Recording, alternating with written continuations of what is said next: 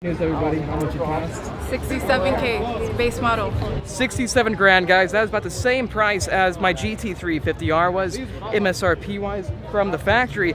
So 67 grand, base model, guys. There you have it, guys. Base price for the Shelby Gt500 is $67,000. Confirmed or not, but I saw something that the base MSRP was leaked. Is that correct? Or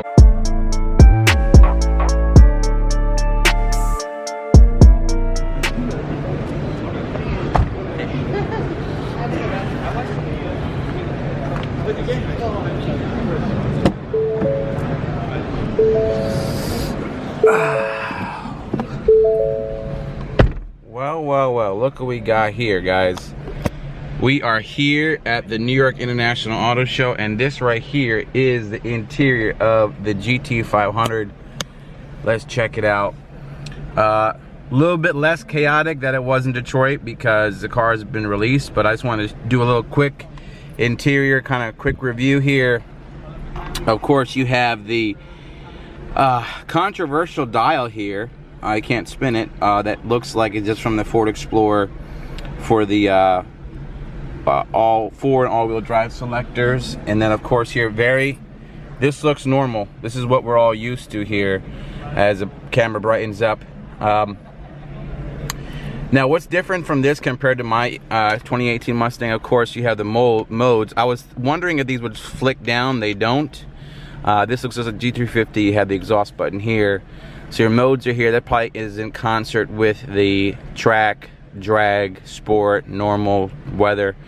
Then right here, what you have is it's pretty cool, and we'll show you right here when it focuses. We have the Shelby snake button here. Probably an easier way to access the apps and whatnot. Of course, over here is where you're gonna have your steering and shock. Probably your magnetic ride setting and your steering, which is good because on the other Mustang your steering is down here, so it's kind of, it makes sense to put it here. Again, it gets digital dash, carbon fiber accents. Here are the Recaros, rear seat delete, and yeah, I mean it's nothing crazy compared to the current generation interior. The steering wheel is nice. You have the nice fat Cobra here, big huge paddles for that 7-speed dual clutch transmission, and everything is kind of the same. You still have your oil pressure, oil temp, you can check those out, and then of course the badging. So that's the interior more or less. Really nice Recaros. Again, no heated and cool seat option. It could become later, but yeah, kind of very similar to the standard S550 with Alcantara. This looks to be a full model here. So yeah, digital dash. Let's see if we can have some more fun. Take a look outside. Of course, you had the Ford Performance. One of the things I noticed on the McLaren was that it has these brake pads here and here. Of course, exposed carbon fiber, unlike the GT350, where it was painted. But very cool stuff. Okay, focus. Okay, here we go. What is up, fam? Hope this message finds you all well and in great spirits. We are here with Carl Widman, the chief engineer of Ford Mustang. Yep. On Mustang's birthday. Absolutely. We're in New York, which is where we introduced it, the World Fair in 1964. We're here again in New York for the 55th anniversary of Mustang on National Mustang Day. So it's kind of cool. That is cool. And 55 years, one of the longest nameplates. Currently the best-selling sports car in the world. And Carl over here said, can we talk about GT500? Because that's what everybody wants me to ask about. We know it's 700 plus horsepower. We know it's 0 to 60 in 3-second range. Yeah. We were in Detroit when it was like, everybody was mobbed. Mid 3 second. Okay, I like that. We gotta be specific. Now, I don't know if it's confirmed or not, but I saw something that the base MSRP was leaked. Is that correct? Or? No, so we haven't announced pricing yet. Okay. Jim's still working on it. We're still trying to decide packages. Gotcha. And so we don't want, since some of those cars are dealer orders, we want to make sure we get the right setup so when they get stocked, since they're going to be limited production, especially out the gates, right?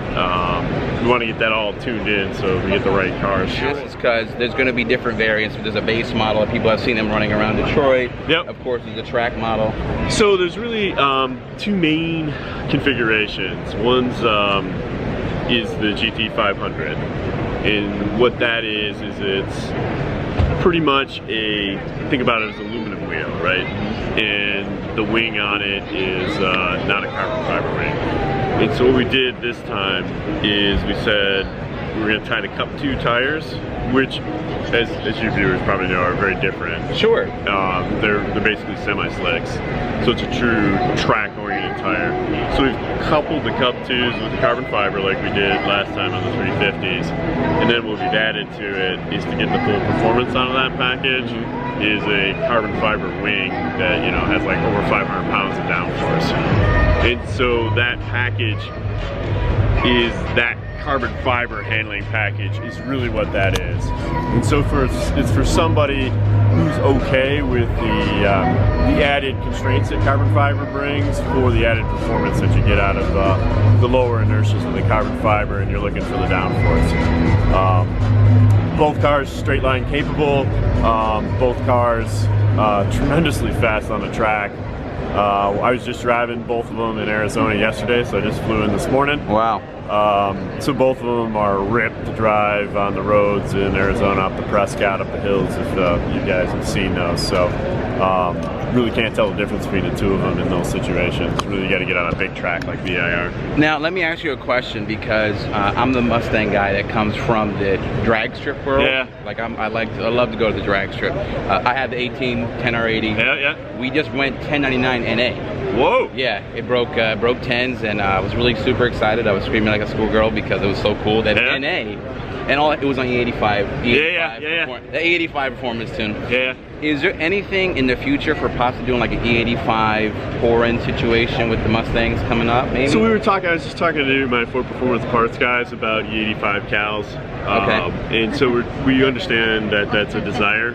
We haven't come out with how we're going to roll it out, sure. But we do know that it'll be someone what they're looking for on the supercharger is an 85 cal. So we're aware from our contacts. We haven't figured it out yet, but we do know that that's a desire out there. That's super exciting, because just on the dyno, when we dynoed the car stock, it gained over 40 wheel horsepower with E85, and I was just like, and it's cheaper. So yeah, it's really amazing with like on the 18 with the direct injection. There's a tremendous amount of upside potential. Sure. You've seen that from the supercharger kit we have on that configuration. It has a lot more horsepower than the old one. Now I got a question for you, because of course I'm a fanatic and I read all the stuff.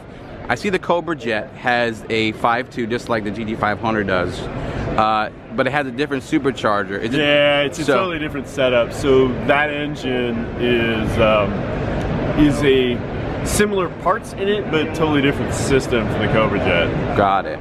And so that's developed by Ford Performance Parts, and we make like 100 of those, and they're not street legal.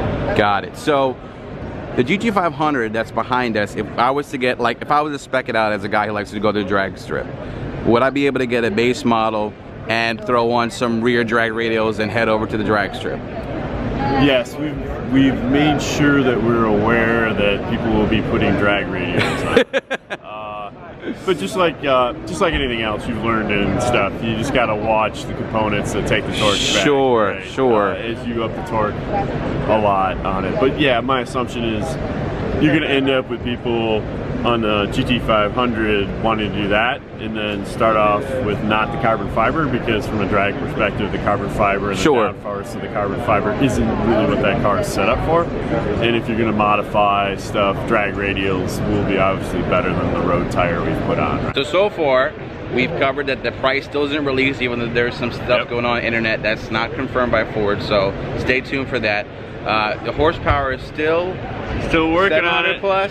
Can we say like 725 plus or 750 plus? No, we decided we'd only go 700 plus until we get done. So the guys are still working on it.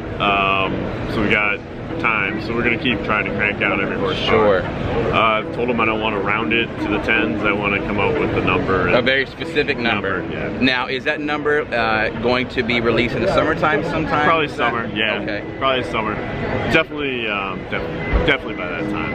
Okay. So I think summer will do that. The only person in the world besides the 14 that knows the true number is right here. So I'll continue to bother him, but I'll be respectful of the beautiful thing they're going to release in the summertime. So we're us Mustang fanatics are following this like bit by bit, trickle by trickle between horsepower, price, performance. Super exciting time to be a Mustang fan. Thank you so much, Carl, for your time. Appreciate you, and we'll see you soon, because you know it never ends. Thanks, brother. I appreciate it.